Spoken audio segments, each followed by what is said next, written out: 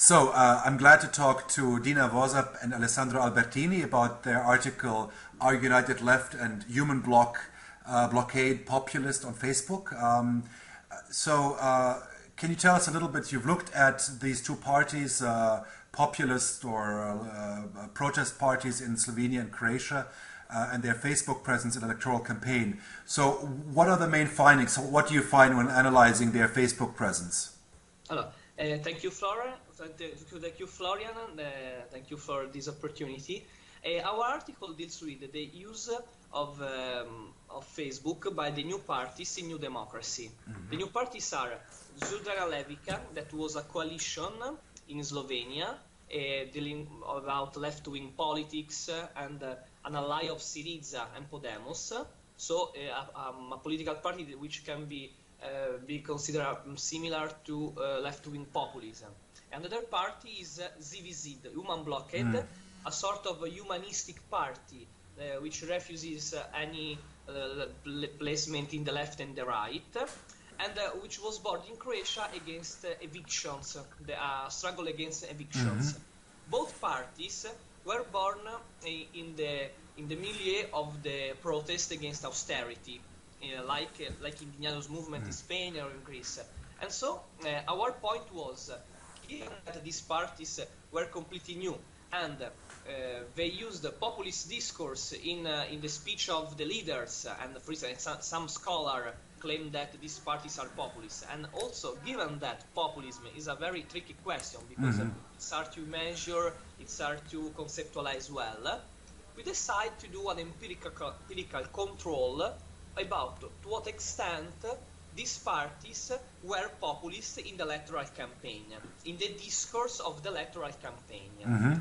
Especially, we look at the political communication on Facebook, because Facebook is one of the most important social media, and relevant scholars claim that Facebook is one of the most important tools, together with Twitter, in channeling the messages, the political messages of the parties. So, we look at the post of the electoral of the 3 weeks before of the electoral campaigns of these parties, of the parliamentary breakthrough, and we discovered, if I can tell, we discovered that ZVZ was not that much populist, because the percentage was almost 2%, even more, while Združena Levica was completely not populist in that speeches.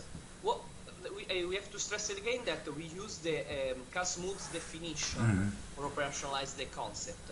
So, in order to explain to the people, we use the anti-establishment. A post is considered populist when there is or an anti-elite sentiment against politicians, banks, something similar, or a direct reference to the people, or both.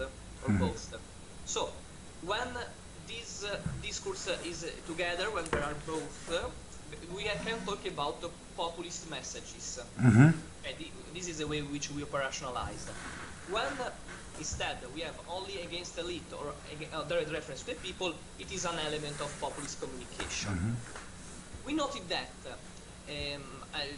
unfortunately Facebook doesn't fit so well with the populist center ideology, because given that these parties are populist, because if you look at the ZVZ program, if you look at the other speeches of the leader, it also was the same for United Left, like Populist, another scholar noted in an article.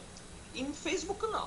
This means that probably Facebook channel different communication messages. This doesn't mean that these parties are not populist, but this means that it depends on the time span. For instance, if you look at, for example, we noted that in a same electoral meeting, the leader of ZVZ was populist, but the Facebook post captured only the other issues contained. So this was the fact that the Facebook is not doesn't fit so well in the political communication of these parties. Okay, so Dina, if you want to implement other. Yes, well, maybe it also depends on how much access do they have to other media, traditional media, and their attitudes towards traditional media. because we didn't. So this is a case for another research, but according to previous research, Združena Levica has more. Is more strategic in political communication, has more alliances with other media as well. And we noted in GVZ, in their strategy, that they use a lot of also media attack, and they use Facebook a lot for getting the attention. So that is maybe also one explanation why they want populist messages in the content, because the Facebook, the social media is used for other purposes. Although that's kind of surprising, because usually Facebook communication is associated with, over the last year, with the distribution of fake news, with the distribution of very aggressive messages sometimes, kind of circumventing the conventional media, which again is so, because it's also, it can be easily framed as anti-elitist, because again, as you're saying, Dina, it's not mediated through conventional media. So to some degree, your finding is surprising, that Facebook is not as populist as in the aftermath of the American presidential elections and other populist successful movements and groups and candidates over the last couple of years. Facebook is often associated exactly with the populist content. Yeah, if I can add you a things, I also lead the research together with our friends that never published, but okay, if I can tell, that dealing with the populist messages of Syriza in a time span about 3 months, something similar. Even in that occasion, we discovered that it was not so populist. So I believe that, I also believe that of course populism is a teen-centered ideology, but in order to capture the populist identity or not of a party, we have also to look at the leader, of course, at the page of the leader, and also into the debates, content analysis of debates probably would be a best options for this. Now in the scholar of populism, it's also true that we are talking about degree of populism, because it's a teen-centered ideology. The tricky concept is, okay, if it is populist at 10%, is this party populist? More than, for example, Italy, Five-Star Movement is really populist in every media. So it's the most populist in Europe. We don't, yes, probably, but this is also a problem of how to operationalize. We also believe that if you use the MOOC's definition, it's very easy. Anti-elite reference to the people considered as homogeneous and the struggle. If you look at the frame, if there is this frame, you can say, okay, this post is populist. These parties use the populist communications in that particular time span. So I believe that our paper is useful also for comparison with other research dealing with the same parties also. Thanks. Maybe you can tell us a little bit more about what other kind of key messages you did find. I mean, you're saying it's not a populist message primarily you're finding, but what other kind of themes, or is there anything unexpected you found, or is it very much what you would have predicted, considering the party platform of the two parties? Well, okay, for Združena Levica, they had much more discourse, like much diverse discourse. So in their Facebook messages, they also discussed welfare, environmentalism, education, so political, so different policy issues which were present there. While in GVZ used it mostly for attacks, for campaigning, for connecting the information with their activities, protest activities, because they also protest and is a big part